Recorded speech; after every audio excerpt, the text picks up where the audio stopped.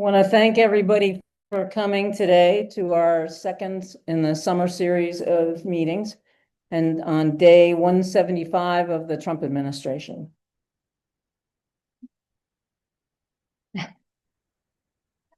I'm glad that you all found us. I'll try to keep this as close to me as I can. I'm glad you all found us considering the unscheduled shift in location. We got bumped from the Croc Center because they overbooked. But we were lucky to get this space in the library on just 2 weeks' notice. So while it's a little bit different, it seems to have accommodated us all, and really glad to see so many of you here. Things are a little bit different. No tablecloths. We have bottled water and jugs of tea and a little bit of ice way in the back. And we're a little more cramped than usual. And we're unable to sell any merchandise today because the library doesn't allow any sales to take place. Next month, we will be back at the Croc Center.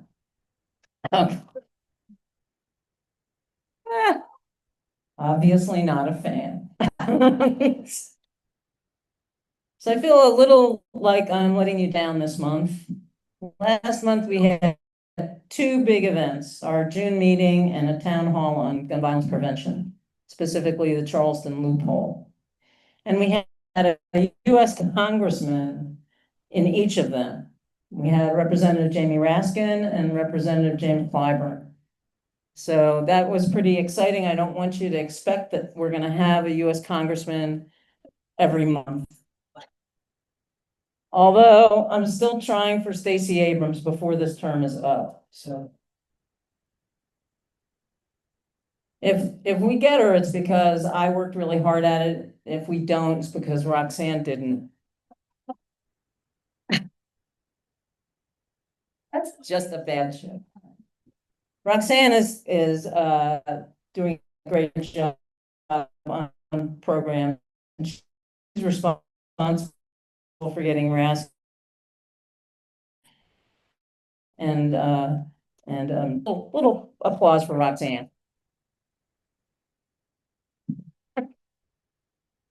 We do have a great program today. We have 3 community nonprofit leaders who will help us understand how, even in these early days, the Trump chaos and budget cutting is trickling down into Greenville. And there surely is a lot to trickle down. Unfortunately, most people aren't going to feel the pain. An estimated 16 million people are going to lose access to Medicaid. That's 1.3 million people, or 1.4 in South Carolina. Some because they're on a work requirement, 80 hours per month, which could kick in around December 26, 1 month after the election. Other cuts are scheduled to take effect in 2028 after the presidential election. The SNAP will shift large part to the states, a double whammy for people who depend on those benefits to feed their families. A work requirement that says SNAP beneficiaries must work until they are 54 has been extended 10 years to 64. And we don't really know when that's going to take effect yet. The tax on tips is kind of interesting because in doing a little digging, it turns out that tax is on cash tips. And the Treasury Department has yet to decide what it thinks cash tips refer to. So I don't know about you, but when I go hundreds out and leave cash tips. So, you know, we'll see how that works out. And that will expire anyway. It's only a 2-year program. If climate's your issue, though, you're going to feel the pain immediately. The $7,500 tax credit for EVs ends on September 30th, so really fast. Just shows you how fast we can get things done if we really want to. And apparently the Republican calculus is that you'll forget that by 2026. I'll remind you. Another cut a $3,200 tax credit for homeowners who add solar panels, fuel cells, battery technology to their homes will end in 2026. So let's talk then about where the government is going to put its money. I think we've heard plenty about billionaires. So today I'm going to focus on ICE. With the $175 billion increase in its budget, ICE becomes the largest law enforcement agency in the country, dwarfing the FBI. And it is has the second largest budget among the world's military, behind only the US and China. ICE will have $30 billion more than Russian military does. According to the American Immigration Council, the funding for new immigration detention centers, like Alligator Alcatraz, is 62% larger than the entire federal prison system budget. They are planning enough capacity for 116,000 detainees each day. It's kind of fitting that they should be compared to the military here and abroad. Just 1 month after celebrating the 250th birthday of the US Army, we're now witnessing the birth of a private military force, one operating outside the law, one unburdened by the complexities of the Constitution, one answering not to Congress, not to the judiciary, but only to the executive.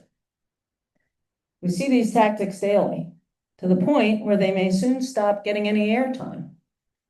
Illegally profiling residents just going about their business, detaining innocent individuals without any due process, US attorneys literally lying to federal judges or refusing to answer questions. I never heard of such a thing. And throughout the country, the fear and disruption of what is now clearly moving in the direction of military-style occupations of US cities. You don't need to have a particularly creative imagination to figure out what comes next. What you might not know is that even here in Greenville, we are in league with ICE already. According to the ACLU, Greenville County Sheriff's Office signed a cooperation agreement with ICE in March. This means they will get training and be authorized to execute federal administrative immigration warrants on those who may already be in custody. This is traditionally the job of the federal government, and it's important to note that an administrative warrant is not a judicial warrant. There's no evidence that's been presented to a court. There's no probable cause required. There's been no external review. And Greenville officers will be serving those warrants and holding these individuals for ICE.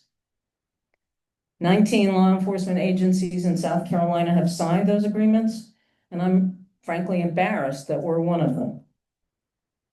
I also wonder why this has never come up for discussion at a county council meeting.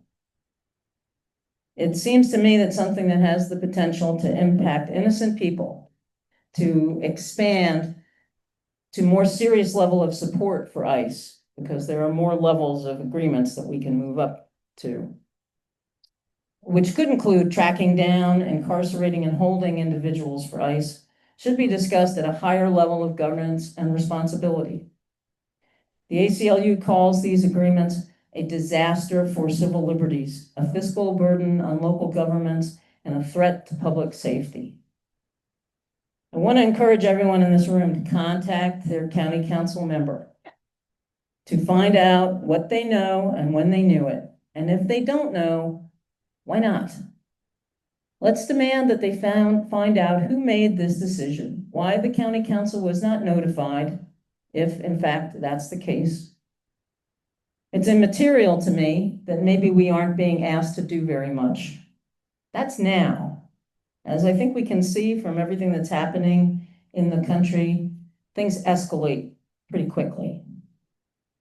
We have made a commitment in writing, signed by the county sheriff in a binding legal document that, among other things, commits them to, quote, pursue to completion all criminal charges that cause the alien to be taken into custody. The agreement allows ICE to select and train sheriff staff to have continuous access to their personnel records and potentially deploy them, I love this part, outside the county as the agency and the federal government see fit. I've quoted all that directly from the signed agreement. This is some of the trickle-down impact of federal policies that the government would hope you don't know about. And there is so much more. Tonight, we're going to talk about the impact federal policies and budget cuts are having across Greenville. And I'm going to turn things over to Roxanne for this portion of the program. Okay, I know these dynamic speakers that we're about to hear from will spark some questions. And I would ask you that you please write your questions down on the cards that are on your table, and there should be pens. And then later when we get to question and answer, just hold them up and we'll collect them and we'll go from there.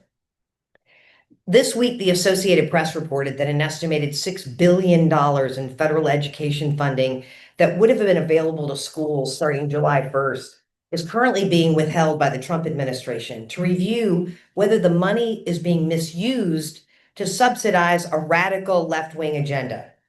If that were the case, they would have called me. At least $84 million of that money would have gone to support programs in South Carolina. The National Education Association estimates that South Carolina schools could ultimately miss out on more than $94 million, including another $9.8 million in state grants for adult education, literacy, English, and civics. The spending bill blows a $2.4 billion hole in South Carolina's Medicaid budget. Loss of these dollars will surely force more rural hospitals to close or curtail services. Also, keep in mind that the Obamacare subsidies that make healthcare affordable to millions of Americans, those expire at the end of December. And they will use that as an excuse to wipe out Obamacare as we know it. They've been wanting to do it. This is their opportunity. About 145,000 people in South Carolina will lose some or all food assistance under the bill. It'll be difficult to fill that gap since the SNAP program currently provides 9 meals for every 1 distributed by South Carolina food banks, churches, and other nonprofits. In the wake of these massive cuts by the federal government, some agencies like Loaves and Fishes in Greenville, a food rescue nonprofit, are better able to pivot than others after the loss of federally funded partnerships. Loaves and Fishes Executive Director Tessa P. May joined the agency in 2013 as development manager and has since become a passionate advocate for food equity and environmentalist sustainability. Tessa is an active member of the Greenville Food Security Coalition, Greater Good Greenville, and serves on the board of Live Well Greenville. Tessa is dedicated to ensuring that no good food goes to waste while fighting hunger in her community. Please welcome my friend, Tessa P. May. I'm bringing this with me because I'm a woman of a certain age. And I don't want to forget any of the things that Roxanne has asked me to talk about today. First, I want to start with a little bit about Loaves and Fishes. We are a food rescue organization. What we do is every day we go to grocery stores, restaurants, caterers, wholesale food distributors, and we pick up food that is surplus.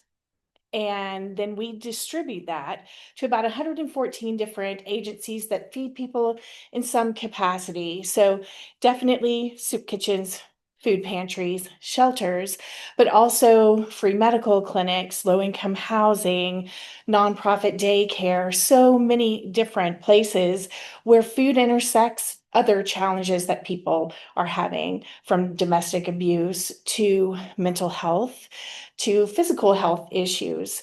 So it's a far-reaching kind of mission that hits on both feeding people experiencing food insecurity and also the environmental aspect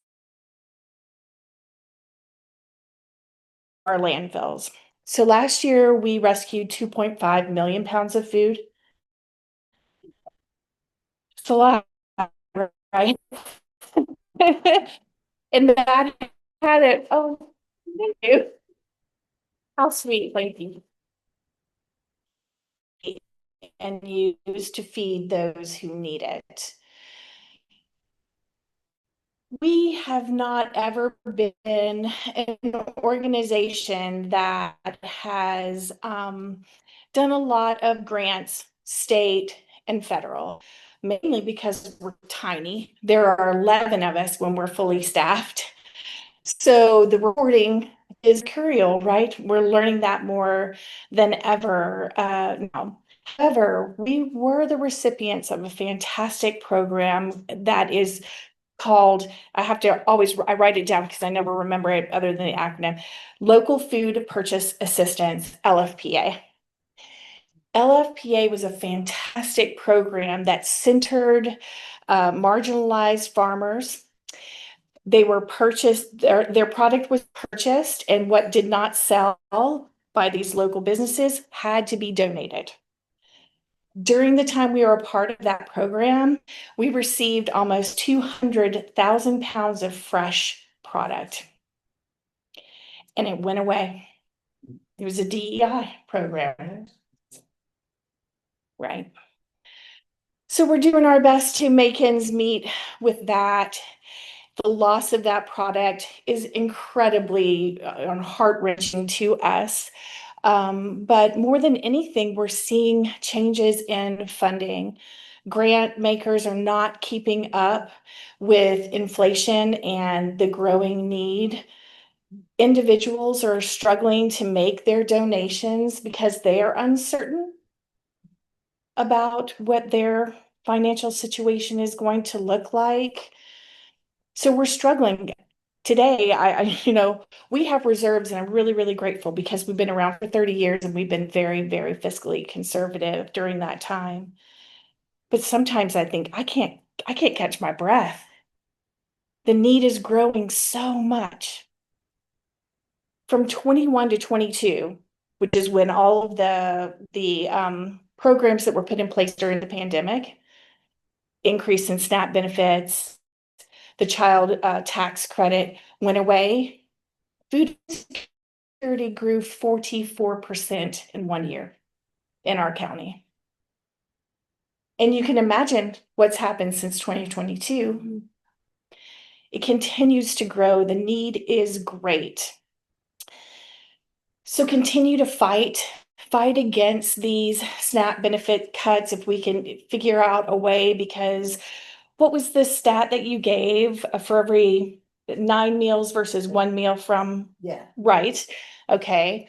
So who's going to fill that gap? Yeah. Nonprofits. Who else? Right. And yet they're cutting funding to nonprofits.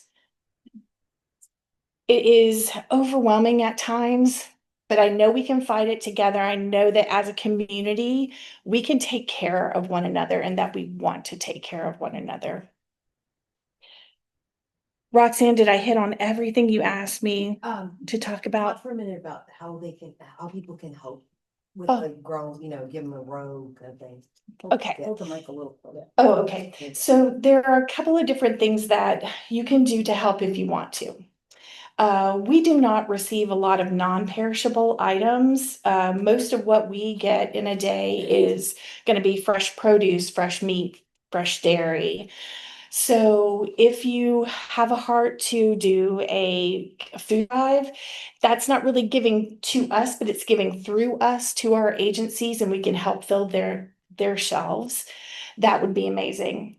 If you're interested in volunteering and you want to run a rescue route, that's a very easy thing to do. Once you go through the orientation, it usually takes about an hour. Pick up from one place, and you're picking up things like bakery items and directly taking them to agencies on our behalf so that there's plenty of room in the truck for that fresh product. So if you're interested in volunteering, please do that. And if you are able to give financially, please understand that that gift is bigger than you think it is, even if it's $25 a month, because the way that we operate, for every dollar that we receive, that translates into $19 worth of product that's getting back out there into the community. So it's an incredible return on your investment should you be able to give financially. All right, thank you. We'll get to the questions, I guess.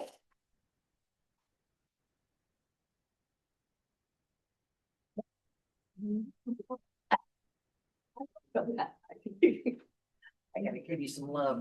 Yeah, give Rosa some. All right. Thank you, Tessa. Very sweet. And if you have questions for Tessa, again, write them down and hold your hand up at the right time and we'll come get them.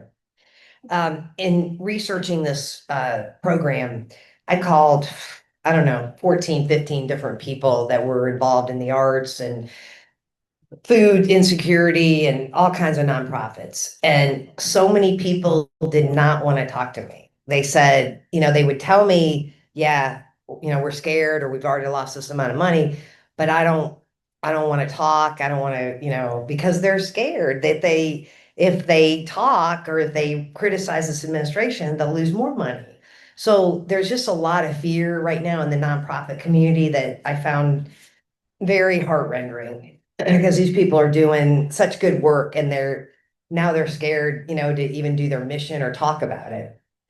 While we're still assessing the impacts of DOGE and now the Trump budget bill, some agencies like Unity Health on Main, which is dedicated to providing affordable, compassionate healthcare for all, have already been severely impacted by these cuts. Unity Health has been targeted by the Trump administration because they serve patients of color and a wide array of other minorities that fall under the heading of diversity, equity, and inclusion. And those federal grants have been frozen. The loss of these funds has created a deficit for this agency of nearly $800,000. Here to outline how Unity Health can survive this trauma is mental health therapist Rosa Gonzalez. Before joining Unity Health on Main, Rosa spent 20 years as the lead social work for Greenville County Schools. God bless you. As a licensed social worker, her practice encompasses family, marriage, and individual counseling with a special focus on addiction recovery, domestic violence, and trauma. Please welcome new grandmother and native New Yorker, Rosa Gonzalez. Thank you. Oh, where can I start? We have Nova Jean, our executive director, is in a meeting. They have a lookalike conference this week, so she's over in Columbia. So this way. So I'm here to represent Unity. So Unity Health on Main, we have been open since 2017. Rosa, you gotta get. Okay, we've been open since 2017 on our caseload, on documentation, undocumented. We had 2,000 clients that we serve. Not all at the same time from when the agency opened till now. I, as a mental health therapist, started about a year and a half ago. Norma felt that she had 2 caseworkers, which helped the families deal with the outside agencies that they need to connect to. We have 2 doctors. We have 6 certified medical practitioners. We also have 3 in the front office. Everyone except the doctors are bilingual, so which helps us as well. We serve children from newborn. We have a pediatric specialist, and then we have a family nurse practitioner specialist as well. So our client is constantly busy. Since this happened a few weeks ago when this change came about, all of a sudden for like a few days, we had no clients coming in, maybe 2 or 3. And the fear was that ICE was standing outside waiting for them.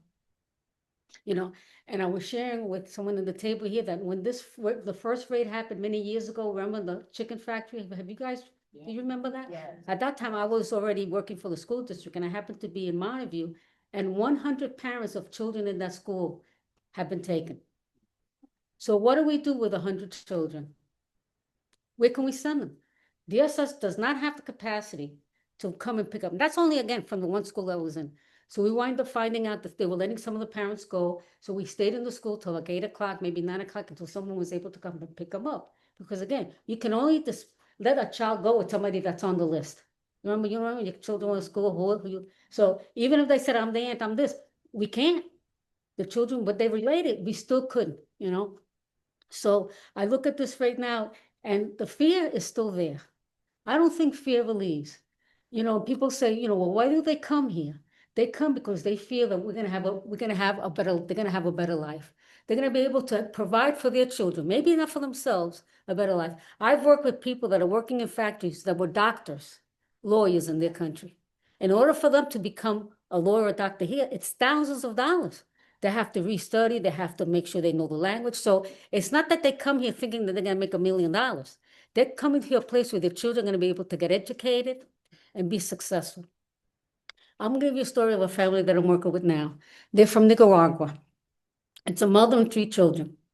With the area where they live, the gangs would go in there and try to take the children to make them, what I call gangsters, teach them how to shoot, go in and raid. So the father did not allow them to take the daughter, the son, who was 9, and the daughter was 10, and then the baby away. So, and he fought them. So they were so embarrassed, so they left. 2 days later, they come back. They bring him out. They bring the wife out. They bring the children out, and they hold their eyes open like this, and they beheaded the father. Oh, my God. So the family was able to escape and came to live here in Greenville. So somehow the school district found out that there were children in the house that weren't going to school. So one of the social workers from the school district went to the house to visit with an attendance officer and told them they had to go to school. But they were terrified because in their mind, somebody was going to come and kill them.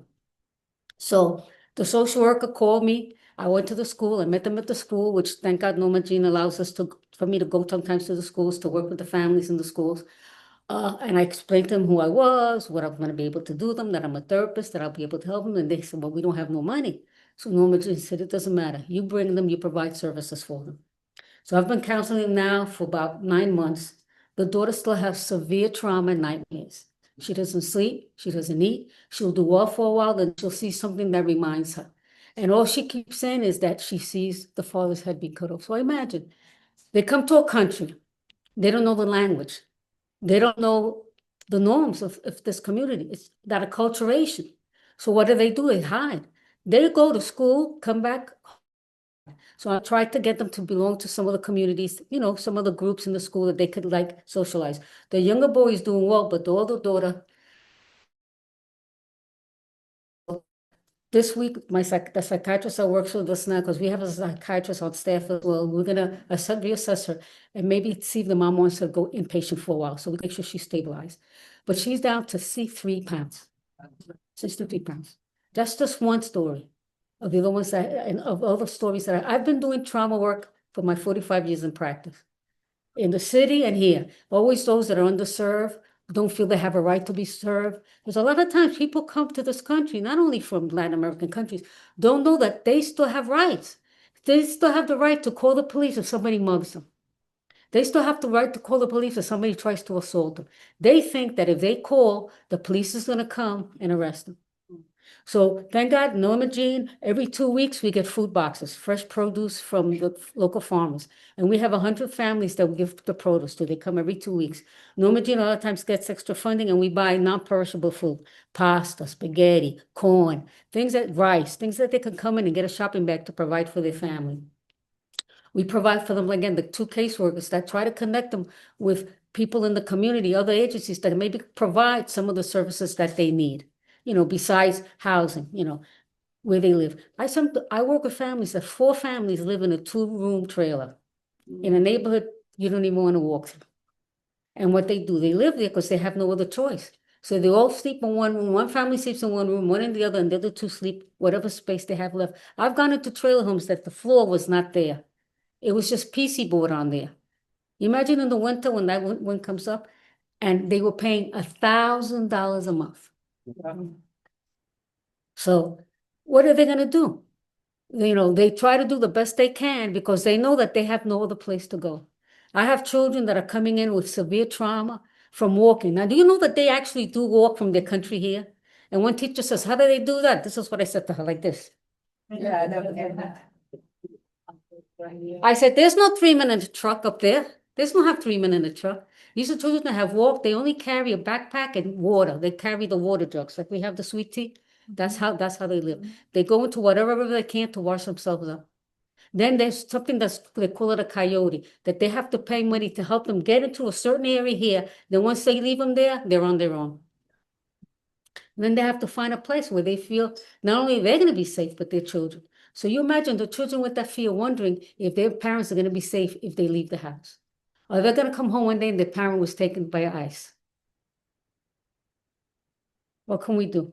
What are some of the solutions? I say, all I could do is teach you to be strong, teach you to work through that trauma, and find whatever way you can of peace. Because I can't eliminate, I cannot tell you that's not going to happen. All I can help you maybe is prepare yourself in case it happens. Because other than that, what choice do we really have? With all the changes that she shared, what choices do we have?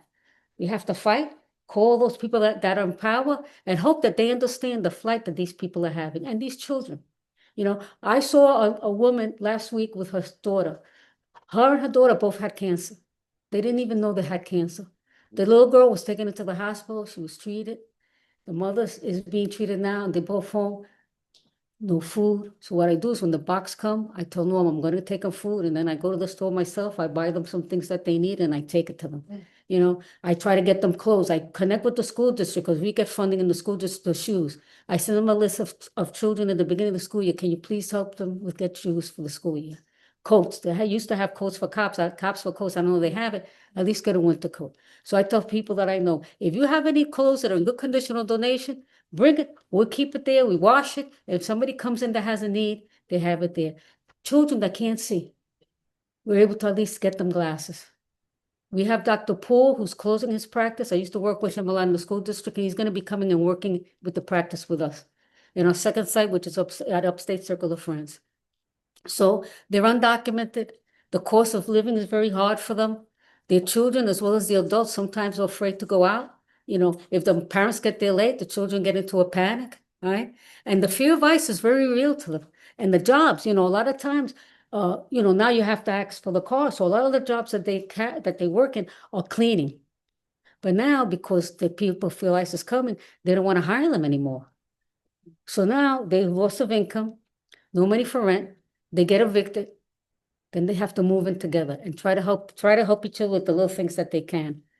But it's difficult, but it's workable.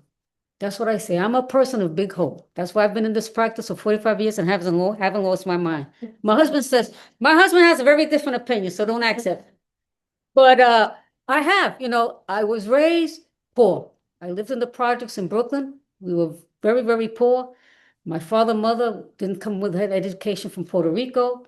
My mother graduated and got her degree after we all graduated and got our degree. And she taught for 2 years before she passed away. So she always instilled in us a hope to say, this is how we are today, but that doesn't mean how we're going to be tomorrow. So that's the same hope I give the clients I serve. I know right now you're in the midst of a tornado, but eventually that tornado is going to stop.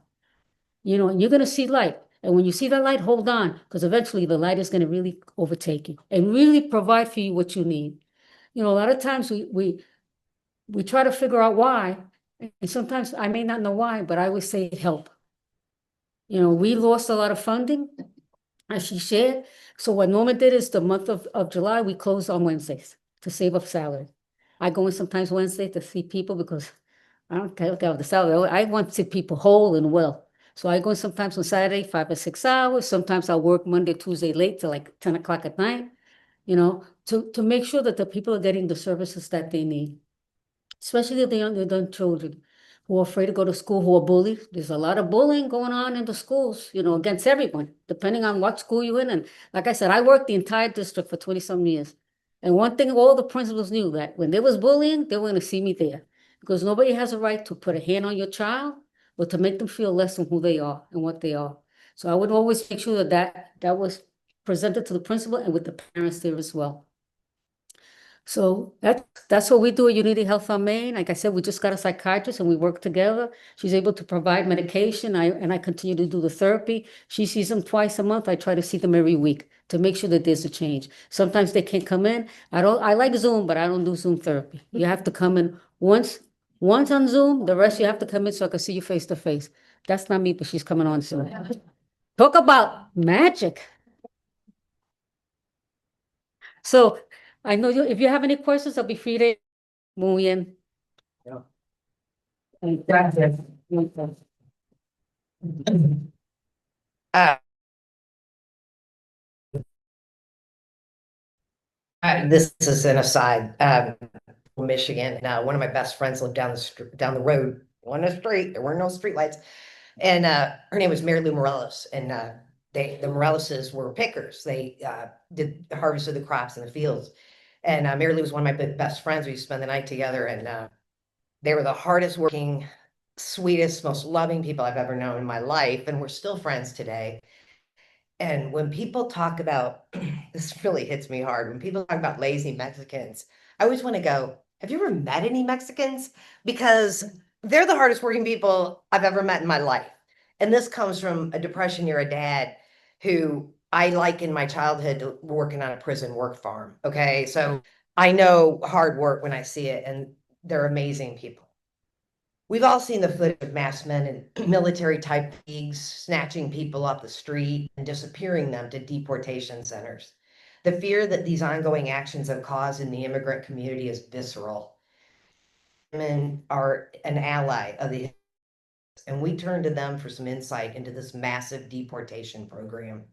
Yenli Gaytan is a bilingual criminal defense paralegal. She serves as vice chair of the Alliance legal team. Yenli's a busy young woman. She's a mom, an aspiring attorney who's studying for the LSAT while earning a certificate in marketing communications. She's been honored as the NALA Student of the Year and named Hispanic Alliance Rising Star. We are honored that Yenli could take the time out of the busy schedule to speak to us this evening. Yenli is currently at her parents' home in Mexico. Her grandmother's in the hospital, and she is joining us from Zoom. Please welcome Yenli Gaytan. Alrighty, well, good evening, everyone. Thank you guys so much for having me and for this opportunity today. As you guys heard earlier, my name is Yenli Gaytan, and I am a proud Latina. I am a criminal defense paralegal. I'm a mother, and most importantly, I am the daughter of Mexican immigrants. Born and raised right here in Greenville, South Carolina, in the upstate. I've walked the streets, attended, quote, some of the worst schools around here, and watched my parents chase the American dream with everything they had. Again, like many immigrant families, mine came with nothing but hard work. Are we good? Yeah. Yeah. Okay. Again, they didn't speak the language, they didn't understand the systems, but they believed in a better future, and they believed in me, most importantly. Their determination shaped me the person I am today, and it's the reason I entered into the legal field. I observed firsthand how people within our community needed more Hispanics in this field. And it reminded me of my parents very often, how they were overlooked, misunderstood, or unfairly treated in this justice system. And I was like, I'm going to change that. So I think I am changing it little by little. So again, today I assist clients in both English and Spanish, often being the only person in the room who can bridge that gap between the client and the courtroom.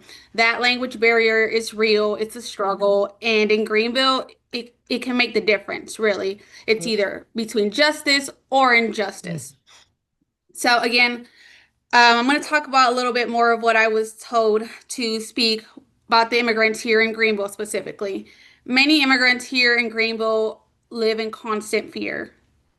Fear of being stopped by police for a broken taillight and sometimes not even making it home. Fear of being separated from their children over some paperwork issue. Fear of speaking up, even when they are mistreated because they worry about retaliation or deportation. And again, these aren't distant problems. These are problems here within Greenville. They are happening in our courts, our schools, and in our neighborhoods. And again, in Greenville, the immigration isn't just a policy topic, it's lived reality for thousands of families.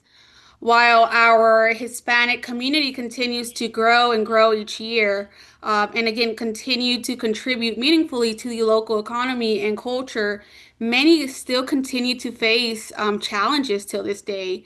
Language barrier, again, remain one of the biggest obstacles. It's difficult for Spanish speakers for Spanish speaker residents to access legal services, healthcare, and or communicate with children's schools. But most importantly, fear deportations. It is also a constant way, especially with local law enforcement participating in this program, 287G, which I'll speak a little bit more on that as we go, which allows, or it's a collaboration with ICE. Even routine traffic stops can feel like they can change your life. This fear silences victims of crimes. I've observed it in this field where they're too afraid to speak up. It People are afraid to even contact law enforcement to report crimes, and it pushes families ultimately deeper into the shadows, and that's what we don't want. We don't want that. Again, many immigrants here in Greenville live well below the poverty line, not to mention that. That's a whole different other topic. Struggling to afford basic health care or education support. And again, while English has long been declared the official language of the government, we continue to speak Spanish, not as a form of resistance, but as a celebration of identity, right? Our language is not a threat, it's a source of connection, more culture and strength. And again, these issues are not isolated. They are deeply woven into the fabric of our communities and demand our attention, compassion, and action. And again, you might be wondering, well, why do all these matters? Why does all this ultimately matter to Greenville? Why Greenville?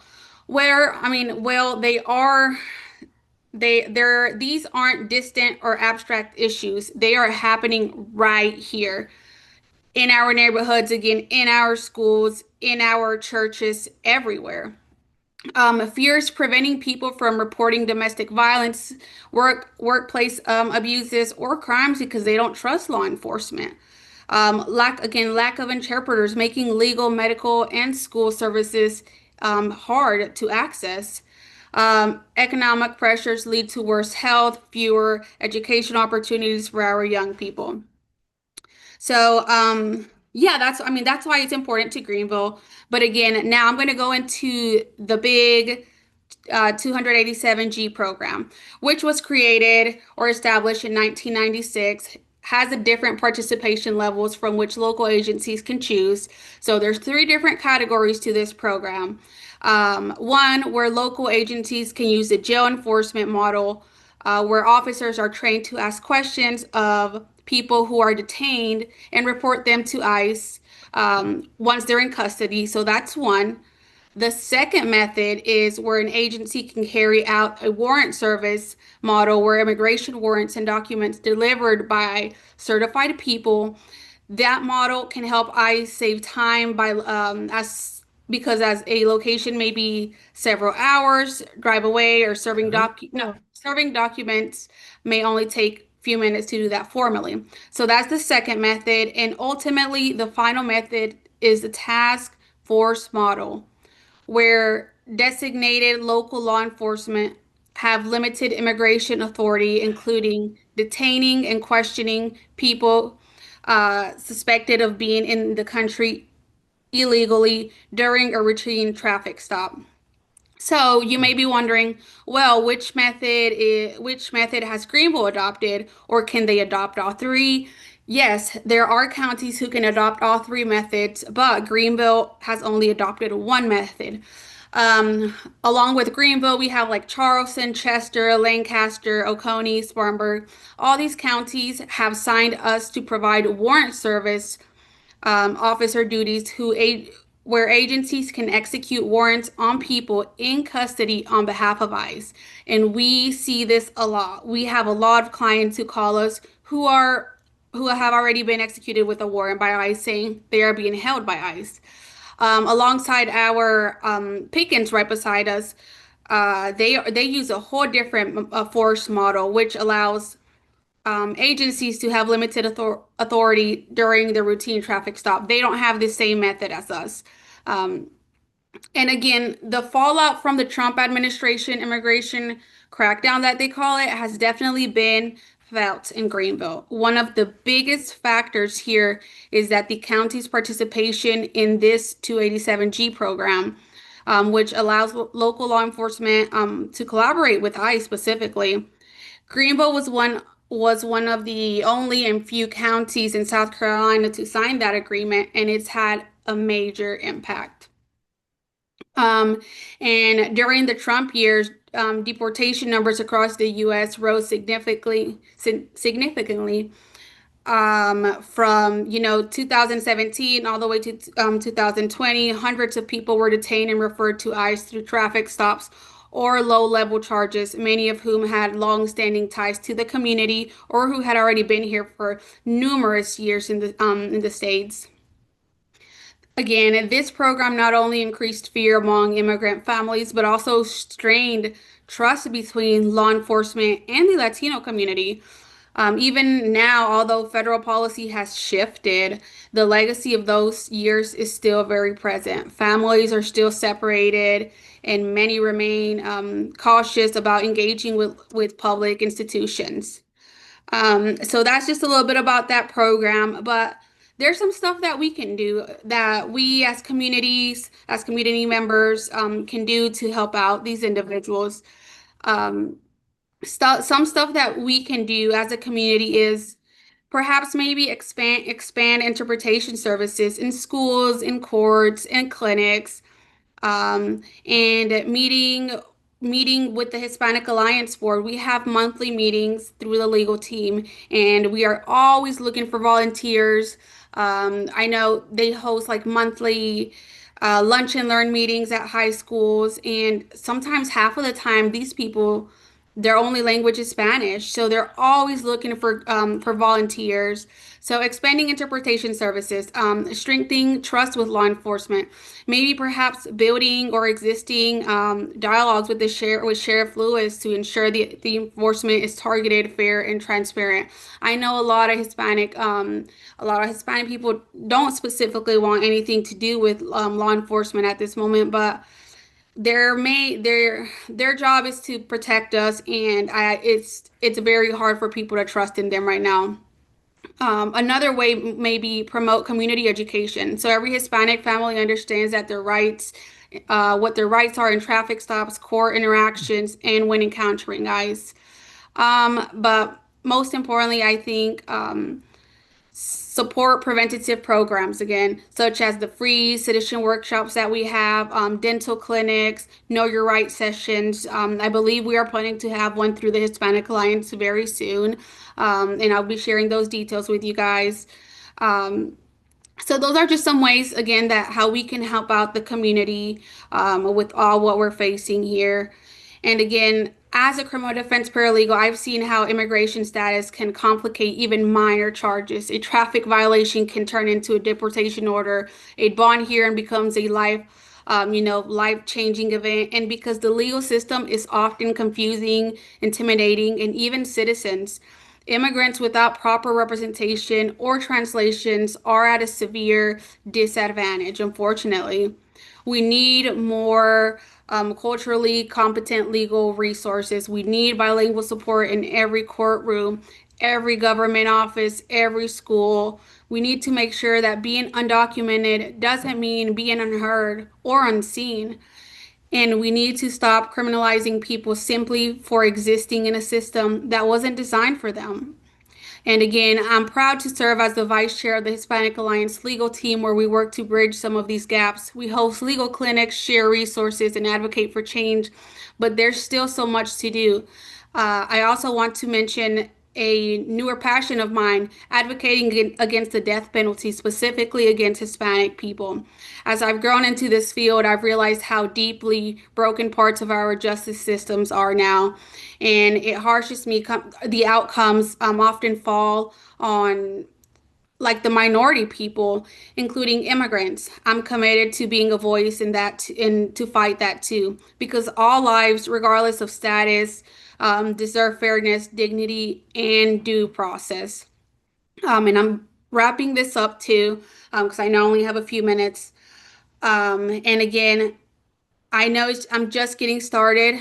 Again, like as you heard, I'm studying to take the LSAT. I'm earning a certificate in marketing. I'm trying to help in any way I can.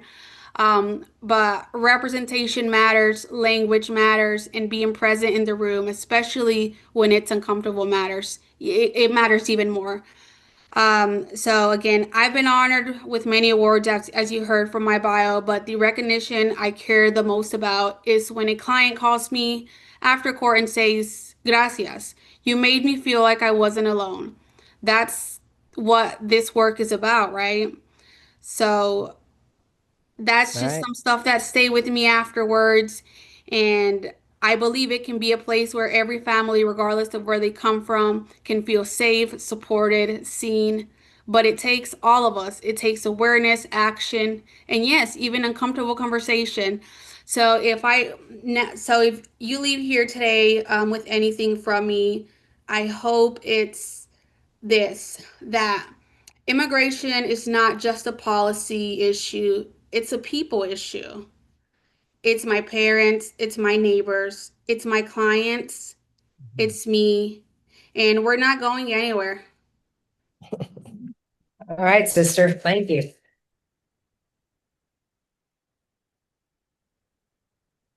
If you have questions, if you can hold them up so we can come collect them, that'd be great. Yenli, hang in there with us for a minute while we get some questions going.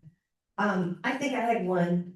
Can people donate fresh produce to Loaves and Fishes? If it is from your garden, If it's, okay, here. Yeah. Here. Because I know you're trying. we do. Yeah. We have a program called Grow Row, which I've been wanting to do for 10 years, and losing the LFPA product gave me the opportunity to do it. So if you have a garden and you've got extra, on the day that you pick it, don't wash it, don't refrigerate it, bring it to us then, and we will get it out into the community and to the hands of people who need it. I can see some zucchini coming your way. Okay. Okay. Hey, Yenli, of the traffic stops that are reported, what percentage of the people are undocumented? If documented, are they still harassed? Yeah, so from my experience, what I've observed, probably 70% are undocumented, and probably 70% of the time they're going to be charged with either a no driver's license or driving under suspension. And yes, they are starting to arrest people for not having no license. And again, they'll go through the same process with the 287G program. They're going to run their background and see if they are they have legal status here or not, and they can be placed on ICE hold just for a traffic stop. Are ICE going to buses?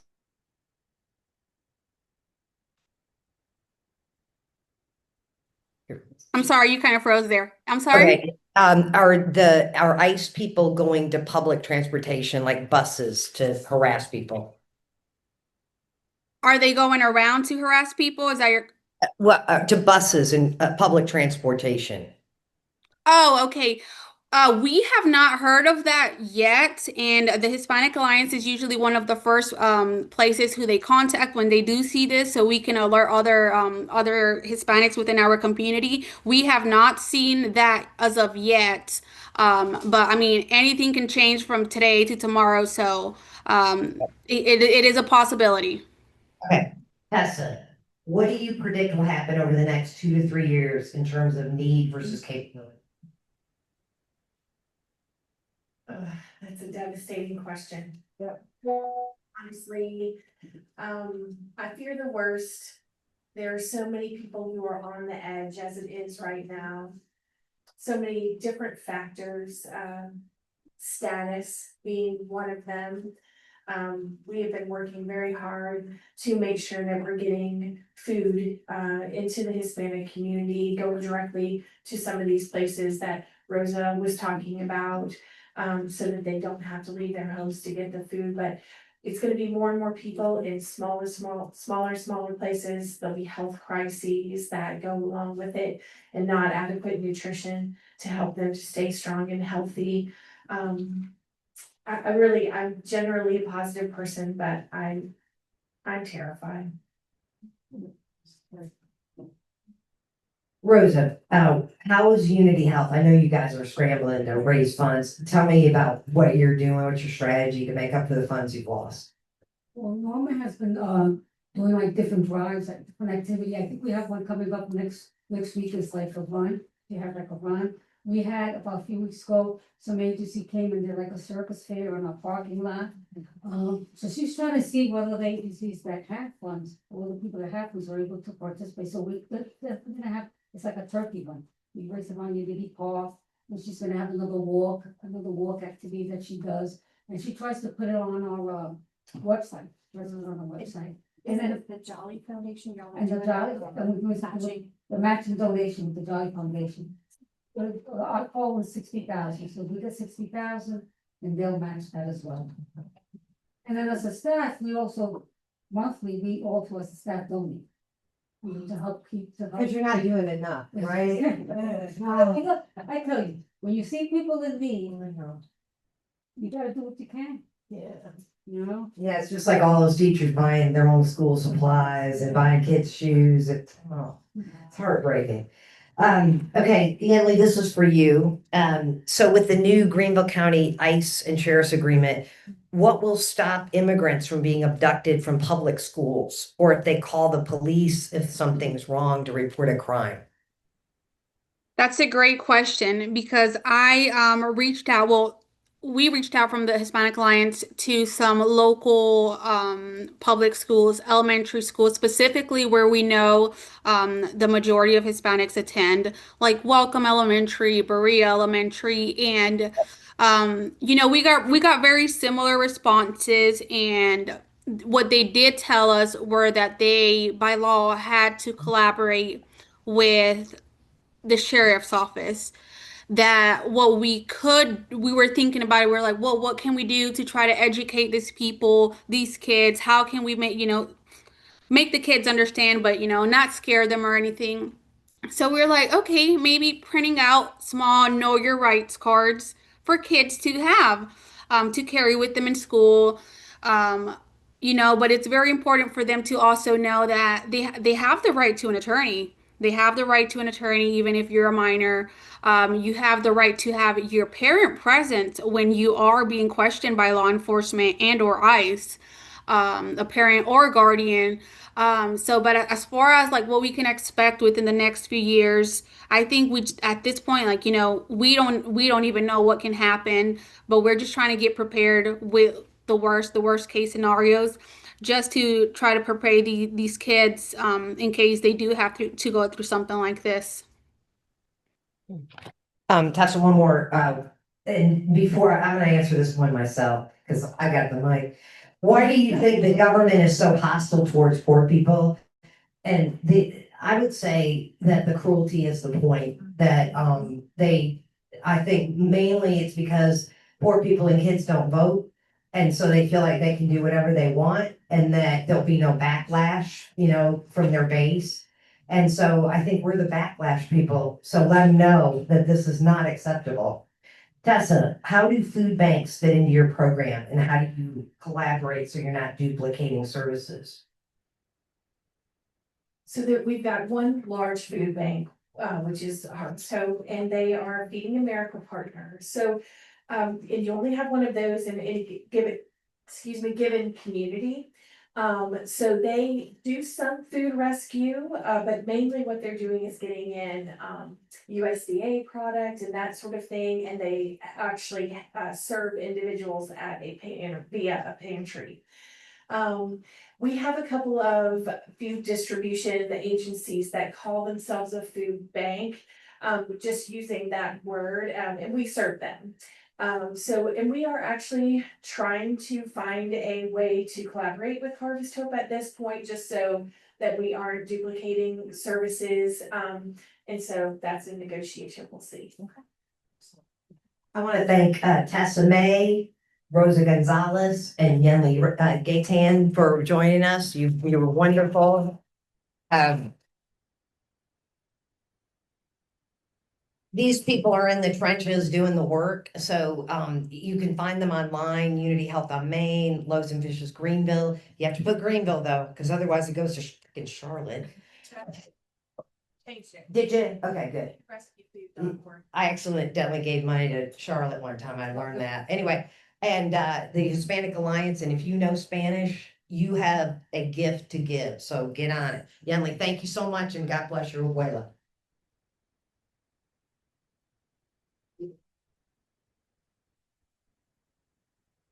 Thank you, everybody, for all that interesting information and great stories, and a lot for us to think about and to find ways to help with. One of the ways we found ways to help was by raising money. So in June, our 50-50 supported Unity Health on Main, and we raised $335. This month, we're supporting a group many of you may not have heard of. It's called Upstate Food, Not Bombs. And because I'm a newbie to learning about this group, I've asked Ash McNamara, who is on the Food Not Bombs team, to speak briefly about their mission. Thank you, Lauren. Got to get my crib sheet.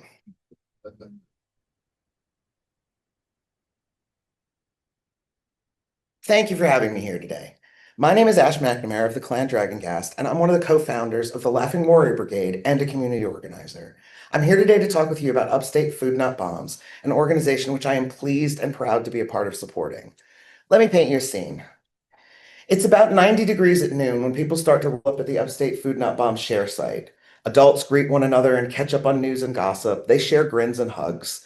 Children screech when they see friends. They break away from their parents and form a joyous tumble of limbs and smiles. Someone has brought a puppy who soon finds himself as a member of this merry little crew, barking up at his new friends and running circles around them, tangling little giggling people in his leash. Folks arrive by car, by bike, by foot. They are unhoused or they are working poor, and they come from every community in the Greenville area. The crowd is a panoply of white and black and brown. A regular client who likes to wear a fuzzy panda mascot head shows up and is soon trailing a line of children and a dog. A well-loved old van pulls up, followed by a ragtag fleet of cars, and people pour out of every door. Within minutes, this volunteer army has transformed the dusty clearing. Out come tables and cases of water, hot food for distribution, life-saving harm reduction supplies like clean needles, condoms, and Narcan doses, heaps of bags and boxes of donated goods, either labeled for regular clients or free to distribute for everyone. They pull out tents and tarps, bins of clothing and household goods, pots and pans, COVID and AIDS tests. The pack of children starts eyeing the heap of toys, and speculation begins about who might get what.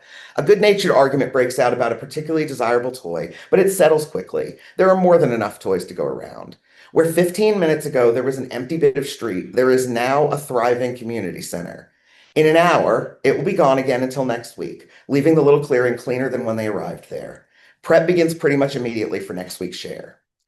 The entirely volunteer force at Food Not Bombs makes this little miracle happen every single week, in the heat, in the rain, through whatever roadblocks are thrown their way. They serve a diverse and varied community, ranging from immigrants to the unhoused to sex workers and the families of the working poor. Additionally, the people they serve are amongst the most vulnerable and marginalized populations in the upstate. As a direct service organization, Food Not Bombs has an extremely low bar for services. Upstate Food Not Bombs will never ask if you're a documented immigrant before providing a service. They will never ask if you're sober or straight or Christian. They will never tell you to attend a Bible study or church service in order to receive help from them. You won't be handed a bunch of forms and told to provide 3 forms of ID, proof of income, and then expect help in a few weeks. All you need to do is show up and ask. With all that we know about the damage this administration is doing, this work is more important than ever. Upstate Food Not Bombs is not a 501c3 organization. As the co-founder of a small organization which chooses to eschew 501c3 certification ourselves, let me tell you why I think that's a positive. 501c3 certifications come with certain requirements for reporting to various agencies, which can get in the way of services getting to people who need immediate aid. Food Not Bombs remains flexible exactly because they are outside of this system. They depend on private donations to exist. The cuts this administration has made will not directly affect them, but the cuts to other agencies have already left far more people depending upon Food Not Bombs than there were 6 months ago. Money, physical items, and time donated to Upstate Food Not Bombs will all go directly to help people who need it, people who may be underserved by other agencies due to their immigration legality, LGBTQ plus status, or their inability or lack of desire to become sober or leave the streets. Or honestly, now people who used to depend on other agencies which have lost their funding. The dedicated team of volunteers relies on donations by everyday members of the community like yourselves to keep this effort going. So donate generously to support this important work. And be sure to check out their Facebook, look over the list of wants and needs, see if you have things they're looking for. Don't hesitate to contact them with items that might not be on the list. The needs of this community are extensive and varied. The people in charge of its distribution flexible and clever with its management. Give generously today or volunteer your time. Upstate Food Not Bombs counts on your donations to continue to do the good work they do. Thank you for having me here to speak about an organization that I am proud every day to work with, and thank you for choosing to support these hardworking, dedicated folks. Thank you, Ash. Appreciate that. You guys all have cards on your tables that have QR codes, so please do be generous. And please put, when you get to PayPal, make sure you put in the notes field that this is foods dot not bombs 50/50, so that our treasurer can identify where the donations are going. Okay, so now comes the part everybody loves, where I start talking about things you guys need to do. So we have a big rally on Thursday. Thursday is John Lewis's birthday, Representative John Lewis's birthday, and we will be rallying to honor his indefatigable spirit. And I am so glad I was able to say that word. Yeah, right? Good. But we're not just honoring him in spirit, we're honoring him with our actions. We need to look at the world today as so many of our neighbors and friends had to look at it in the 60s. And we need to act accordingly. Greenville has an inspiring history of leading during the civil rights movement. And some of our local heroes will be speaking at that rally. They'll be singing. There'll be a lot of motivational speakers and inspiring a whole new generation to fight an old battle with a twist, defending democracy against a powerful internal threat. The rally starts at 6, and Dem women will again gather at the Y, the letter Y, in the unity sign.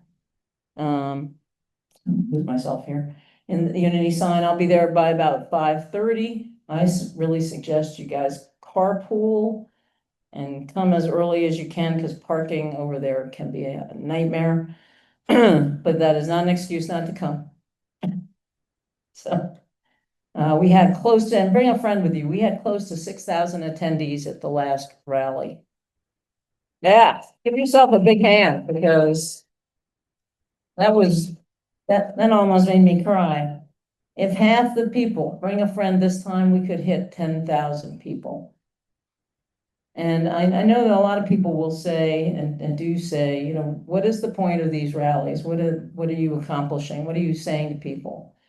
And then, you know, obviously I think there's a lot of reasons for rallying, but I do think one of the biggest responses I have to that is, what does it say if we don't do it? If we just stay home and let everything happen? So we're not going to do that. We're going to get out. There are going to be 10,000 of us. I'm sure there will be. And we're going to get into some good trouble.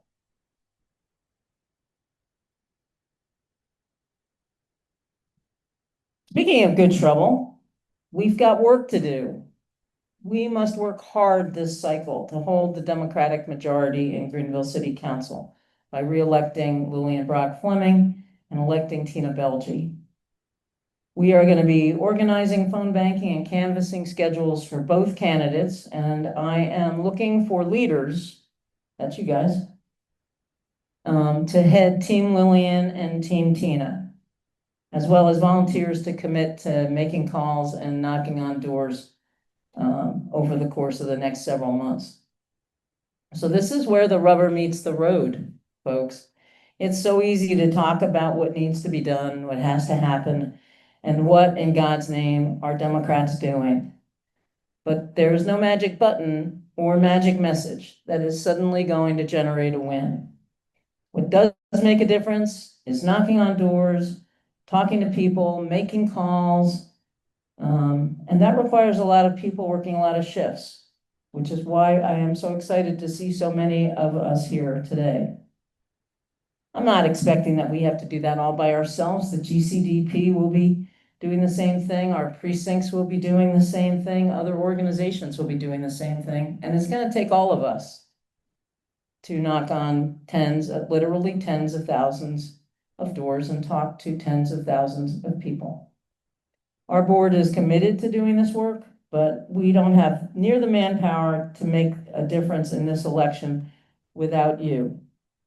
So please email me, write this down, at demwomen@greenvilledemocrats.com if you are interested in leading one of these two teams. So if you're an organizer, somebody who's pretty organized, can get people to do things, can manage to get through a spreadsheet, you're exactly the kind of person I'm looking for. And there may be more than one of you per team. So definitely let me know if you're willing to get involved with one of these teams, either as a leader or as a volunteer. Okay. I'd like to welcome a new board member. Leslie Fathom is there. Leslie, stand up for just a second. Leslie is our new secretary, and she's taking over from Olivia Robinson, who had to step back due to a family emergency. We're also looking for a new events chair following the resignation of Stephanie Pavick due to changing commitments at her job. So we want to thank both Olivia and Stephanie for being an active part of Dem Women. And again, this is where we have to step up and work for things we want to see change. As a reminder, starting next month, the following meeting changes do go into effect. We will not be having hot lunches anymore. We will have boxed sandwiches or wraps or buffet platters. Lunch cost will remain at $25. We will be reinstating the $5 seating fee for non-eaters. And unregistered walk-ins will now pay a $10 fee instead of a $5 fee. We are not trying to find ways to drive people away or find new ways to make money. We do want to encourage people to register so that we are appropriately prepared for the size of the meeting. So hopefully that $10 fee will be enough to make people say, take 2 minutes and register. I'd like to take just a minute to recognize a few people in the audience. As of today, we have 361 paying members,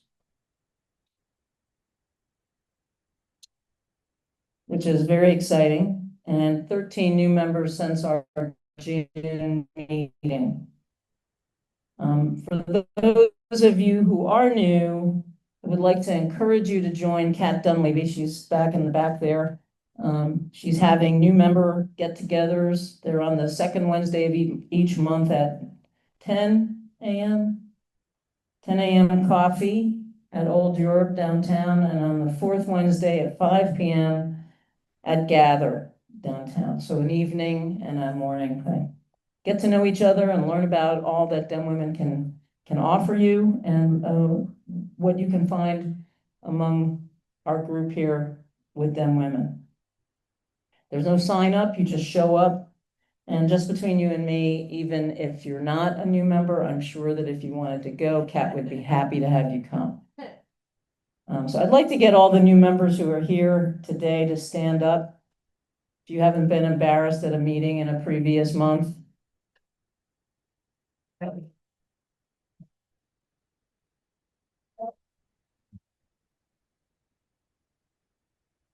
Thank you. We also seem to have a good number of first timers here today. So if you've got a second to be publicly embarrassed and you don't mind standing up, that would be great. Yeah. Well, that's a lot.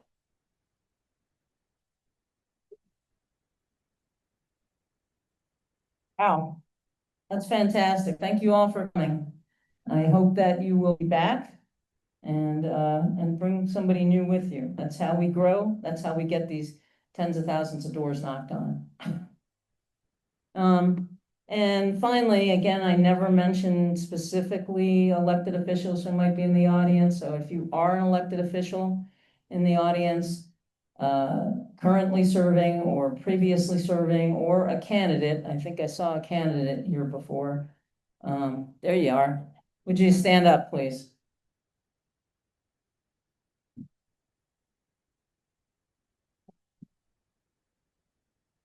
That's Catherine Harvey, your next county councilwoman in Spartanburg.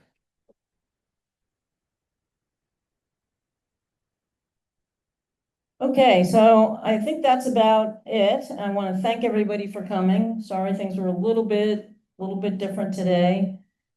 We will see you in August. Summer is going fast, thank God.